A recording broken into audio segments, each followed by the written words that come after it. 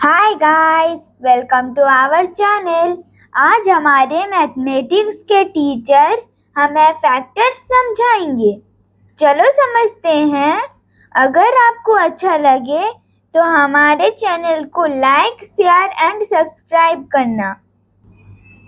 Hello बच्चों, आज हम लोग फैक्टर्स पढ़ेंगे जिसमें हम लोग समझेंगे डिविजिबिलिटी रूल क्या है, what is factors, find factors using multiplication and division method, properties of factors क्या होता है, prime, composite and unique number सीखेंगे, ट्विन प्राइम्स एंड को प्राइम नंबर्स पे डिफरेंस क्या है, प्राइम फैक्टराइजेशन कैसे फाइंड आउट करेंगे बाय फैक्टर ट्री मेथड से एंड फैक्टर डिवीजन मेथड से, कॉमन फैक्टर हम लोग फाइंड आउट करेंगे, हाईएस्ट कॉमन फैक्टर कैसे फाइंड आउट करेंगे bye listing the factors method and prime factorization method and division method. चलो start करते हैं डिविजिबिलिटी रूल्स। देखो, डिविजिबिलिटी रूल्स पे हम लोग किसी भी नंबर को बिना डिवाइड किए हुए हम लोग कह सकते हैं कि इस नंबर 2 से डिविजिबल होगा या 3 से डिविजिबल होगा या 4 से डिविजिबल होगा। तो वो जो रूल है उसको हम लोग एक एक करके अब पढ़ेंगे, ठीक है। तो पहले हम लोग सीखते हैं डिविजिबिलिटी बाय 2। तो डिविजिबिलिटी बाय 2 रूल्स कहता है किसी भी नंबर के अगर वंस प्लेस पे अगर 0, 2, 4, 6 और 8 रहा तो वो नंबर हमारा 2 में डिविजिबल होगा। तो चलो पहले एक एग्जांपल से समझते हैं। देखिए 348 है, इस नंबर के वंस प्लेस पे हमारा क्या है 8 है। तो हमारा फॉर्मूला क्या था, जिस नंबर के लास्ट में 0, 2, 4, 6 और 8 होगा। अब इस 348 के वंस प्लेस पे 8 है तो इसका मतलब 348 इज डिविजिबल बाय 2। देखिए हम लोग उसको डिवाइड करके एक देखते हैं। देखिए 348 है, अगर हम लोग उसको 2 में डिवाइड करते हैं तो देखिए कहते रिमाइंडर कितना आ जाता है, 0 आ जाता है। तो ये क्या है ना, हम लोग डिवीजन करके हमको पता चलता है 2 में डिविजिबल होगा। लेकिन अगर हम लोग ये फॉर्मूला याद रख लेंगे, जो किसी भी नंबर के अगर लास्ट पे 0, 2, 4, 6 और 8 रहा तो नंबर 2 में डिविजिबल हो रहा है। और एक एग्जांपल हम लोग देखते हैं। देखिए 570 है, 570 इसके लास्ट वंस प्लेस पे क्या है, देखिए 0 है। इसका मतलब 570 इज डिविजिबल बाय 2। और एक एग्जांपल समझते हैं 824। देखिए इस नंबर के वंस प्लेस पे हमारा 4 है तो इसका मतलब 824 is divisible bye 2। Divisibility bye 3 rules क्या कहता है, किसी भी नंबर का अगर डिजिट को हम लोग ऐड करेंगे, ऐड करने के बाद जो आंसर होगा अगर वो आंसर 3 में डिविजिबल होगा तो इसका मतलब वो नंबर 3 में डिविजिबल हो रहा है। फॉर एग्जांपल के लिए हम लोग एक नंबर देखते हैं 423। अब देखिए 423 पे 4 हुआ एक डिजिट, 2 हुआ एक डिजिट और 3 हुआ एक डिजिट। तो अब तीनों को हम लोग जब ऐड करते हैं तो 4 + 2 + 3 कितना हो गया 9। तो 9 जो होता है हमारा 3 में डिविजिबल होता है, क्योंकि 3 के टेबल में अगर से हम लोग देखेंगे 3 3 जार 9 हो गया। तो इसका मतलब 423 इज डिविजिबल बाय 3। और एक एग्जांपल देखते हैं 534। देखिए इसमें डिजिट कितना है 5, 3, 4, तीनों को अगर हम लोग ऐड कर लिए तो कितना हो गया हमारा 12 हो गया। तो 12 जो होता है 3 में डिविजिबल हो जाता है, क्योंकि 3 4 जार 12। तो फाइनली हम लोग क्या पाए, 534 is divisible bye 3। Divisibility bye 4 का रूल क्या कहता है, किसी भी नंबर का लास्ट टू डिजिट अगर 4 से डिविजिबल हो रहा है या नहीं, तो लास्ट टू डिजिट अगर 0 रहा तो नंबर 4 में डिविजिबल होगा। तो एक एग्जांपल देखते हैं। ये क्या है 9316 है, तो इसका लास्ट टू डिजिट कितना है 16 है। तो 16 4 में डिविजिबल होता है, क्योंकि 4 के टेबल में 16 आ जाता है, 4 4 जा 16। इसका मतलब 9316 इज डिविजिबल बाय 4। और एक एग्जांपल हम लोग देखते हैं 7300।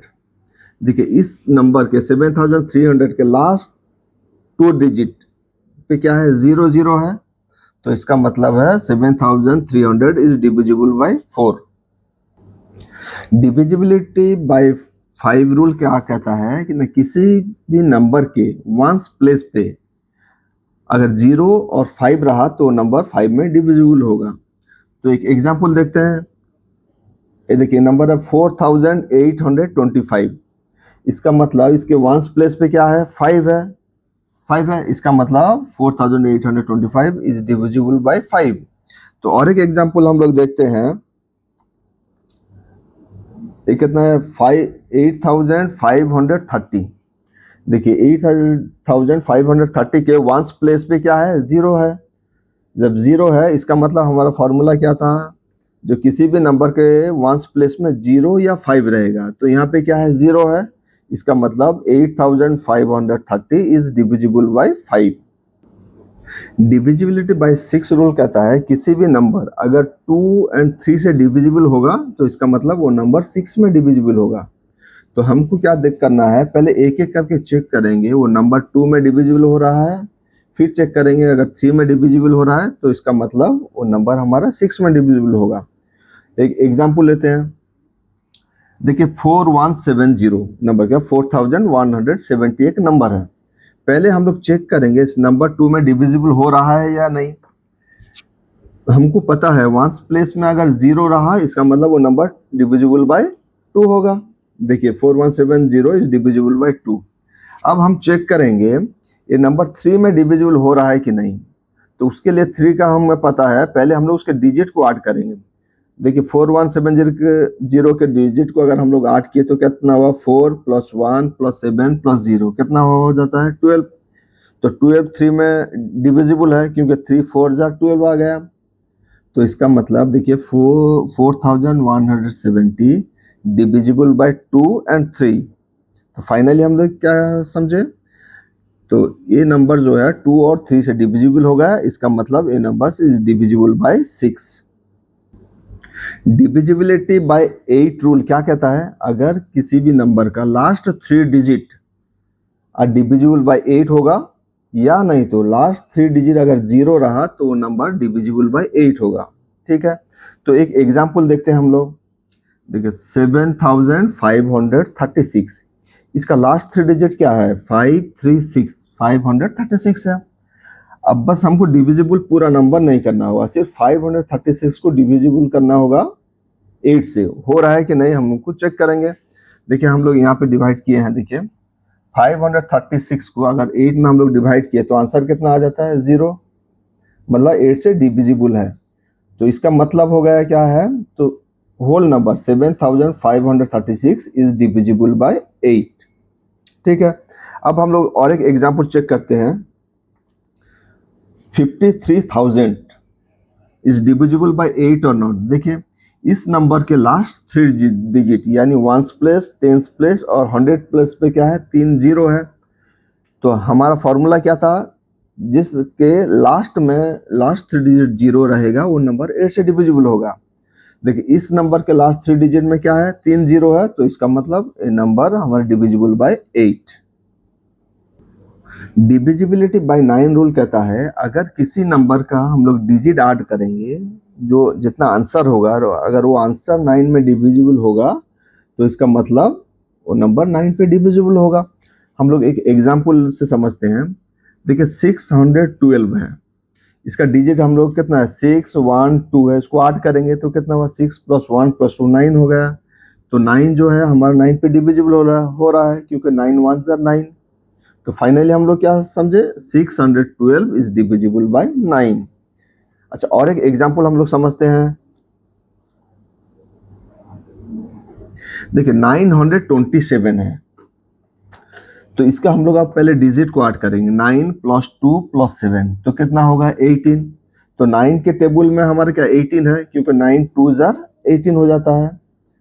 तो इसका मतलब हो गया 18 is divisible 9, that means 18 is divisible bye 9 means ये जो नंबर है 927 is divisible bye 9। Divisibility bye 10 rules क्या कहता है ना, किसी भी नंबर के वंस प्लेस पे अगर 0 रहा तो नंबर 10 में डिविजिबल होगा। फॉर एग्जाम्पल देखिए ना 270 है, तो इसका वंस प्लेस पे देखिए क्या है, वंस प्लेस पे 0 है, इसका मतलब 270 इज डिविजिबल बाय 10। और एक एग्जाम्पल देखते हैं, देखिए कितना 340 है, देखिए इस नंबर के वंस प्लेस पे क्या है, 0 है, इसका मतलब 340 is divisible bye 10। Divisibility bye 12 क्या कहता है, अगर कोई भी नंबर 3 और 4 से डिविजिबल होगा तो नंबर 12 से डिविजिबल होगा। फॉर एग्जाम्पल के लिए हम लोग एक समझते हैं 324। देखिए 324 पहले हम लोग चेक करेंगे जो नंबर 3 से डिविजिबल हो रहा है या नहीं हो रहा है। पहले हम लोग इसके डिजिट को ऐड करते हैं, 3 + 2 + 4 कितना होगा, 3 + 2 + 4 इक्वल टू 9 हो रहा है, तो 9 इज डिविजिबल बाय 3, इसका मतलब 324 इज डिविजिबल बाय 3 हो गया। अब हम लोग चेक करेंगे जो 324 इज डिविजिबल 4 और नॉट। देखिए 4 का रूल क्या कहता है, जो इस नंबर का लास्ट 2 डिजिट अगर 4 से डिविजिबल हो रहा है या नहीं, तो लास्ट 2 डिजिट क्या है यहाँ पे, 2 4 24 है, तो 4 के टेबल में 24 आ रहा है, क्योंकि 4 6 are 24, इसका मतलब 4 भी डिविजिबल हो गया। तो अब देखिए दोनों 3 और 4 बोथ मतलब डिविजिबल कर दे रहे हैं किसको, 324 को, इसका मतलब 324 इज डिविजिबल बाय 12। और एक एग्जांपल देखते हैं 636। देखो पहले चेक करेंगे हम लोग 636 इज डिविजिबल बाय 3 और नॉट। पहले हम लोग इसका डिजिट को ऐड कर लेते हैं, 6 + 3 + 6 कितना होगा, 15। 15 इज डिविजिबल बाय 3 हो जा रहा है, क्योंकि 3 5 jar 15 हो गया। ठीक है, अब चेक करेंगे हम लोग 4 में डिविजिबल हो रहा है कि नहीं। हम लोग 4 का फॉर्मूला हम लोग क्या सीखे हैं, जो उस नंबर का लास्ट 2 डिजिट अगर 4 में डिविजिबल होता है या नहीं। लास्ट 2 डिजिट इसका क्या है, 36, तो 4 के टेबल में 36 है, जैसे 4 9 jar 36, इसका मतलब 636 इज डिविजिबल बाय 3 और 4। तो फाइनली हम लोग क्या समझ गए, जो 636 इज डिविजिबल बाय 12। और एक चीज सीखते हैं, जो every number is divisible by 1 and itself. कोई भी नंबर हो वो हमेशा 1 से डिविजिबल होगा और उसी सेम नंबर से डिविजिबल होगा। फॉर एग्जाम्पल के लिए हम लोग देखते हैं, देखिए 5 किससे डिविजिबल होगा, 5 हमेशा 1 से भी होगा 5 से भी होगा। ठीक है, और एक एग्जाम्पल लेते हैं, देखिए 9 हमारे यहाँ आप एटलीस्ट आप बोल सकते हैं 9 डिविजिबल बाय 1 एंड 9, और उसके बाद अगर पहले इसको बोलेंगे एटलीस्ट 1 और 9 से डिविजिबल होता है, तो फिर उसके बाद आप डिविजिबिलिटी रूल फॉलो करेंगे, उसके बाद आप बोल सकते हैं 1 से भी हो सकता है, 3 से भी हो सकता है और 9 से भी हो सकता है। तो फिर एक देखते हैं, जैसे 6 डिविजिबल होता है, एटलीस्ट 1 से भी डिविजिबल होगा 6 से भी होगा।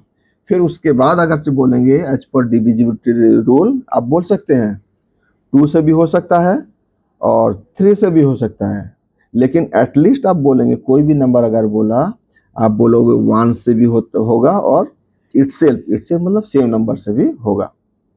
ठीक है, डिविजिबिलिटी रूल जो है आप एक बार उसको रिवाइज कर लेंगे ताकि आपका मेमोराइज हो जाएगा, तो इसके बाद जो हम लोग फैक्टर्स पढ़ेंगे वो आपके लिए आसान रहेगा। तो ठीक है, अभी हम लोग समझते हैं फैक्टर। What is factor. देखो फैक्टर क्या है, फैक्टर एक नंबर है, इस नंबर को हम लोग किसी एक गिवन नंबर से अगर डिवाइड करेंगे, अगर रिमाइंडर हमारा 0 रह गया, तो जो जिस नंबर से हम लोग डिवाइड किए हैं यानी डिवीजर को ही हम लोग फैक्टर कहेंगे। तो हम लोग एक एग्जाम्पल समझते हैं, देखिए हम लोग 6 को अभी डिवाइड करेंगे 2 में। देखो 6 को अगर 2 में डिवाइड किए तो क्या हुआ, 2 3 jar 6 हो गया, तो अब सब्ट्रैक्ट किए 0 हो गया, तो यहाँ पे रिमाइंडर कितना रहा हमारा, 0 है। और जिससे डिवाइड किए थे उसको हम लोग क्या बोलते हैं, डिविजर बोलते हैं। तो यहाँ पे इस केस में फैक्टर 6 का फैक्टर क्या है ना, 2 है, डिविजर को ही हम लोग यहाँ पे फैक्टर कहेंगे क्योंकि हमारा रिमाइंडर 0 हो गया। और एक एग्जांपल समझते हैं, देखिए 6 को हम लोग डिवाइड किए 3 में, तो 3 2 jar 6 हो गया, अब सब्ट्रैक्ट किए 0, तो रिमाइंडर कितना हो गया, 0 हो गया। तो किस नंबर से हम लोग डिवाइड किए थे ना, 3 से डिवाइड किए थे, तो 3 को हम लोग फैक्टर कहेंगे। 3 इज द फैक्टर ऑफ 6। तो फाइनली हम लोग इस दो केस में क्या समझे, जो 2 and 3 आर फैक्टर्स ऑफ 6। अब हम लोग find factors using multiplication method सीखेंगे, यानी फैक्टर्स को हम लोग कैसे फाइंड आउट करेंगे यूजिंग मल्टीप्लिकेशन मेथड। देखो, कोई भी नंबर जब होगा उसको हम लोग as per the divisibility rule के हिसाब से हम लोग देखेंगे वो नंबर किस किस नंबर से डिविजिबल हो रहा है, उसको लिखेंगे, फिर उसके बाद उसका मल्टीप्लिकेशन पे करेंगे, फिर उसके बाद हम लोग क्या करेंगे, जो फैक्टर्स निकलेगा उसको असेंडिंग ऑर्डर से लिखेंगे। असेंडिंग ऑर्डर मतलब छोटा, पहले स्मॉल नंबर लिखेंगे, फिर उससे बड़ा, फिर उससे बड़ा नंबर, फिर उससे बड़ा, ऐसे करके लिखेंगे। एक एग्जाम्पल हम लोग समझते हैं।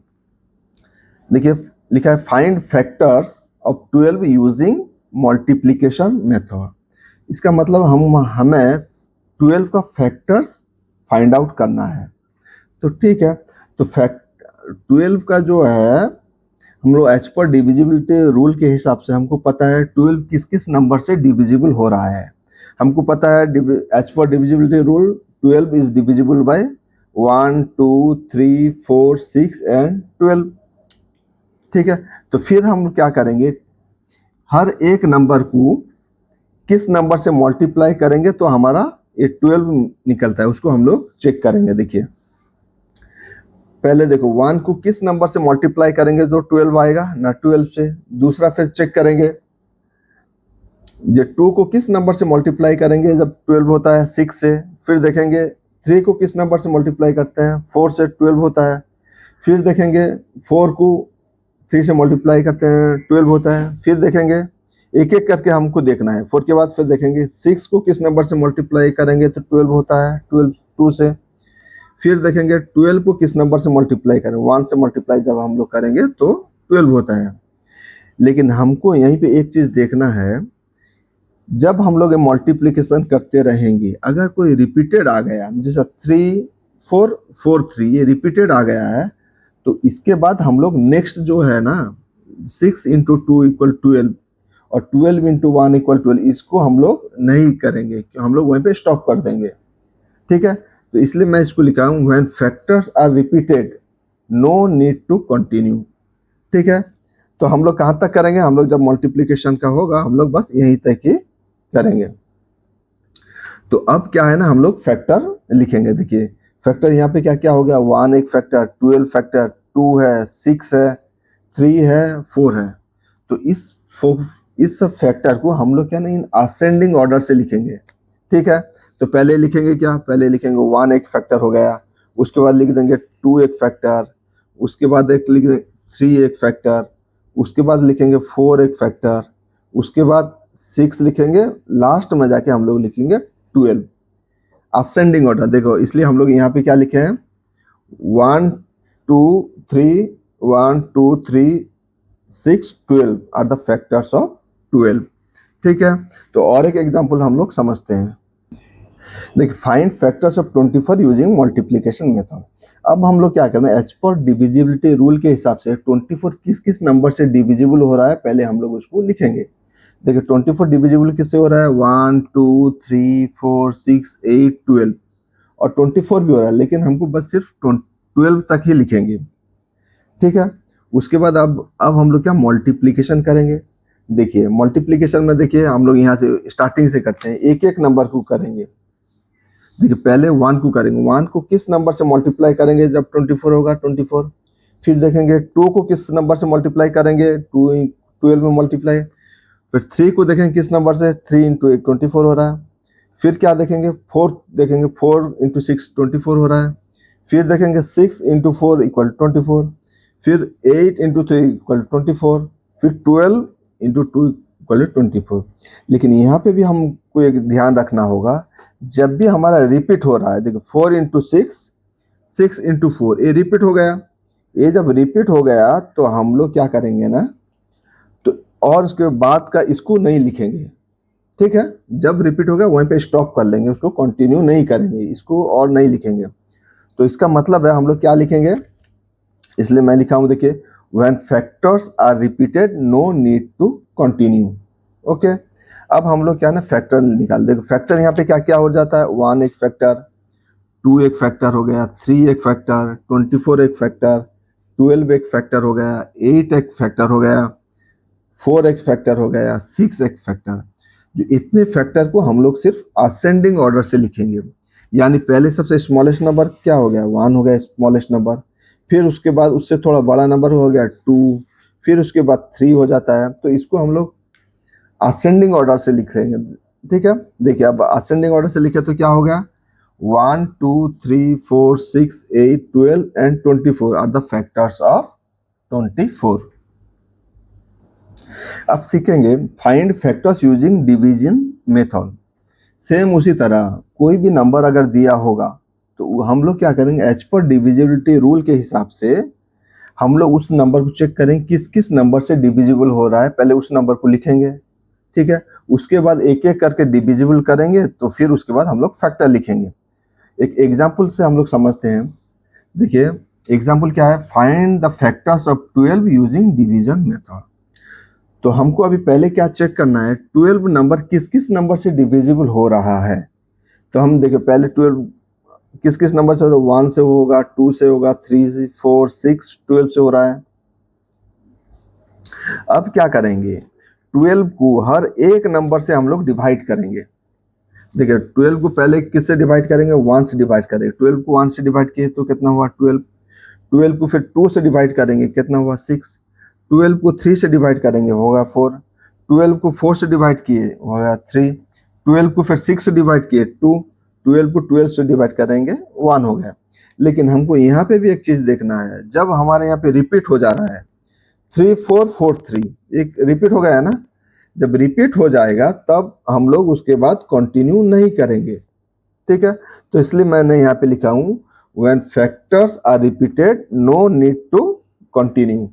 ठीक है, तो हमको बस करना क्या है, अब जो फैक्टर्स है यहाँ पे, अभी फैक्टर्स हमारा क्या क्या हो गया है, देखिए फैक्टर 1 एक फैक्टर हो गया, 2 एक फैक्टर हो गया, 12 एक फैक्टर, 6 एक फैक्टर हो गया, 4 एक फैक्टर, 3 एक फैक्टर हो गया। तो ये जितना फैक्टर है इसको हम लोग असेंडिंग ऑर्डर से बस लिखेंगे। ठीक है, अब असेंडिंग ऑर्डर से लिखेंगे तो कैसे लिखेंगे, तो पहले हम लिखेंगे स्मॉल नंबर। देखिए क्या लिखेंगे, 1 2 3 4 6 12 आर द फैक्टर्स ऑफ 12। ठीक है, और एक एग्जांपल हम लोग समझते हैं। देखिए इस पे हम लोग find the factors of 36 using division method. तो इस पे हम लोग क्या चेक करेंगे, 36 जो नंबर है किस किस नंबर से डिविजिबल हो रहा है, पहले हम लोग उसको चेक करेंगे। As per the divisibility rule 36 किस किस से डिविजिबल हो रहा है, 1 2 3 4 6 9 12 से।